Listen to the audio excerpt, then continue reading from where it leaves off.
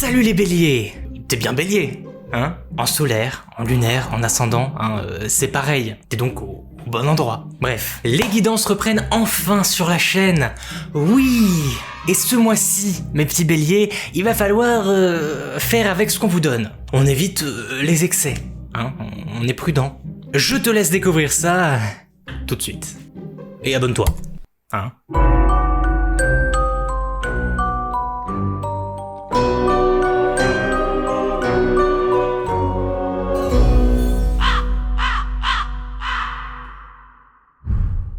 C'est donc parti les béliers, nous allons commencer avec quelques cartes du tarot universel doré, le Golden Universal Tarot, pour avoir un message général sur le mois d'août. Comment va se passer votre mois d'août dans les grandes lignes?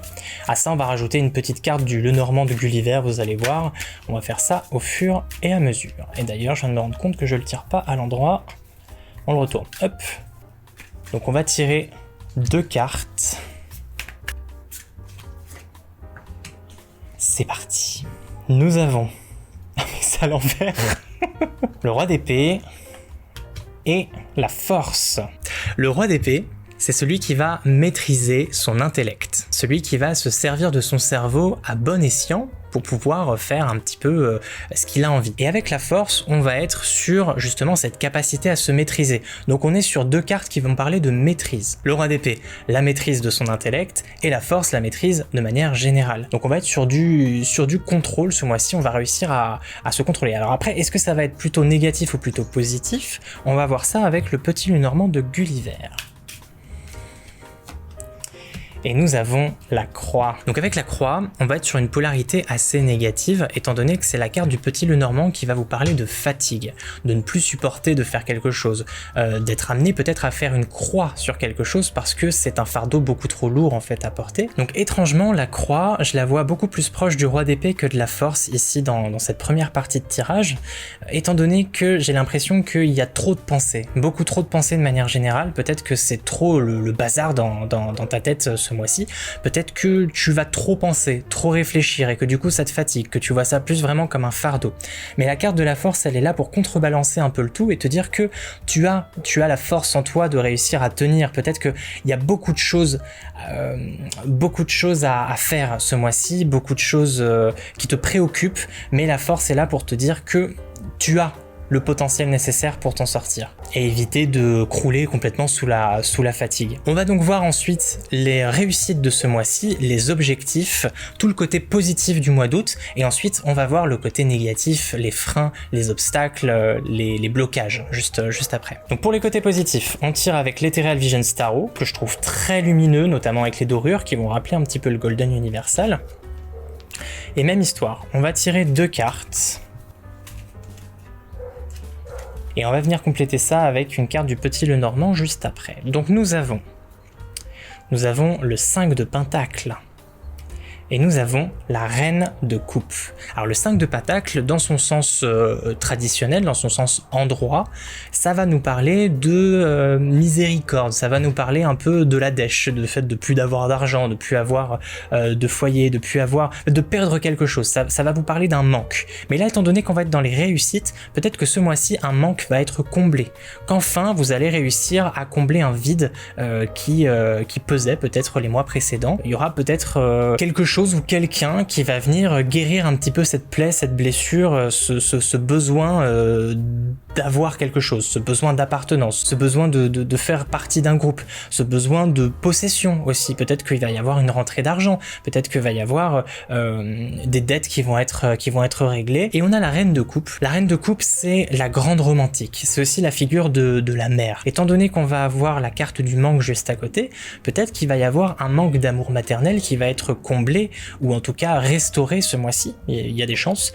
Après, si on la prend à part, si tu n'as pas particulièrement de problème avec ta maman, tu peux tout simplement voir cette carte comme être en phase avec ses émotions, ressentir les choses et les ressentir comme il faut. On est vraiment sur la carte de l'émotion, de l'émotivité. Être en accord avec ses sentiments, c'est-à-dire comprendre ses sentiments.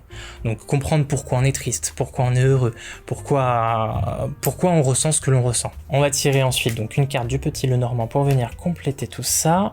Et nous avons l'ours. L'ours, qu'est-ce que c'est dans le petit Lenormand? Ça va nous parler de protection et d'amour maternel aussi en grande partie. Donc peut-être qu'il va y avoir quelque chose qui va tourner autour de la mère, soit parce que vous êtes parent, donc amour maternel, ça peut être aussi paternel, hein, bien entendu, donc l'amour du parent vers son enfant, ou peut-être qu'il va y avoir une réconciliation avec un parent à vous. L'ours, ça va être aussi une carte de protection, donc peut-être que ce mois-ci, vous allez retrouver une protection perdue. Le fait de vous ressentir à nouveau en sécurité financière et relationnelle, émotionnelle, ça va peut-être vous faire vous sentir beaucoup plus en sécurité de manière générale, donc vous sentir plus à l'aise, plus confiant. L'ours, c'est un petit peu la personnalité, l'archétype casanier, la personne qui aime bien être chez lui avec cette notion d'hibernation, d'être dans sa grotte, etc. Donc ce mois-ci, on va vraiment retourner dans un endroit chaud, un peu comme le ventre maternel. On va à nouveau se sentir bien serein, coucouné, on va se sentir choyé ce mois-ci. On va retrouver peut-être le plaisir d'être tout simplement chez soi, tranquille, avec des plaisirs simples. Ça peut traduire tout ça pour les côtés positifs, les réussites de ce mois-ci. On passe maintenant aux aspects négatifs, avec le tarot de la nuit, qui tu verras sera quand même beaucoup plus sombre, et on va venir compléter avec une carte de l'oracle de la déesse sombre.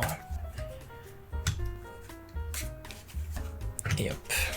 Donc dans les obstacles ce mois-ci, les défis, on a une carte plutôt lumineuse au début avec le 9 de Pentacle et le Diable.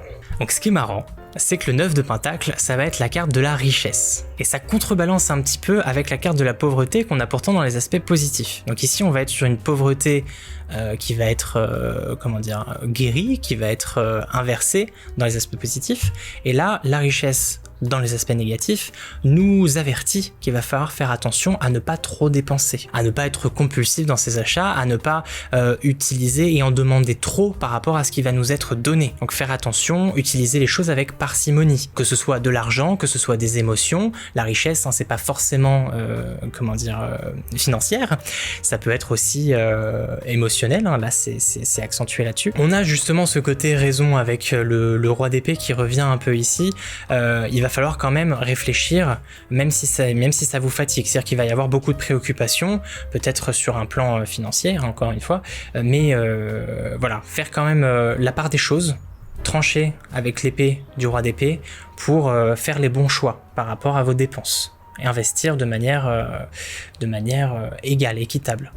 Et on a du coup le diable qui s'ajoute à ça, qui est justement la carte des tentations, la carte du grand tentateur. Donc il va y avoir peut-être beaucoup de tentations ce mois-ci pour vous les béliers sur le plan, encore une fois, émotionnel ou financier, mais il va falloir faire très attention à ne pas y céder facilement. Alors ok, on est en période de solde, mais c'est pas pour autant qu'il va falloir céder à la première occasion. Il va quand même falloir réfléchir, même si c'est fatigant. Et peut-être justement de profiter de rester à la maison ce mois-ci pour ne pas être trop tenté, justement, avec la carte de l'ours qui vous dit de profiter quand même des plaisirs simples. Voilà, donc attention peut-être à trop d'excès faciles au niveau de vos difficultés ce mois-ci, à quand même vous raisonner et rester lucide. Et dans un contexte plus émotionnel, c'est-à-dire que là on quitte le côté financier, le diable c'est la carte de la sexualité un peu exacerbée, donc faire quand même attention ce mois-ci à ne pas vous jeter sur la première personne, à peut-être attendre avant de vous lancer à cœur perdu dans une relation.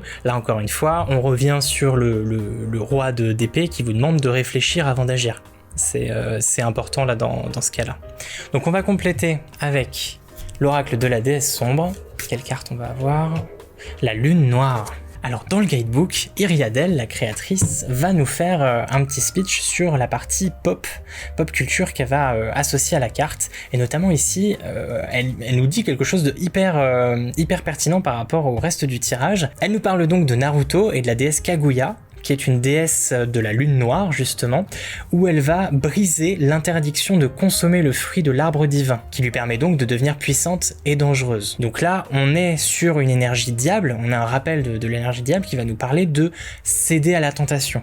Donc peut-être que cette carte en négatif va vous dire va accentuer en tout cas le côté attention, ne tombez pas dans la facilité, n'allez pas trop dépenser facilement ou n'allez pas trop vous diriger vers le fruit de votre désir, quel qu'il soit, physique ou financier, et juste faire attention, vous raisonnez, parce que elle nous précise bien que dans le cas contraire, ça pourrait devenir dangereux et destructeur. On va donc maintenant s'attaquer au côté relationnel de ce mois-ci, mes petits béliers, avec l'oracle des sirènes par Lucy Cavendish. Ce mois-ci les béliers, vous avez comme carte la télépathie, qui nous dit communication non verbale, lecture de pensée, pouls énergétique. Et on ne pouvait pas mieux tomber, comme le montre l'image justement, où on voit deux sirènes qui forment un cœur ensemble, et puis ce mot de télépathie qui rappelle un peu les jumeaux, les personnes qui se comprennent extrêmement bien, avec qui le feeling passe tout de suite. Donc ce mois-ci, vous allez peut-être tomber sur une relation en particulier, parce que généralement,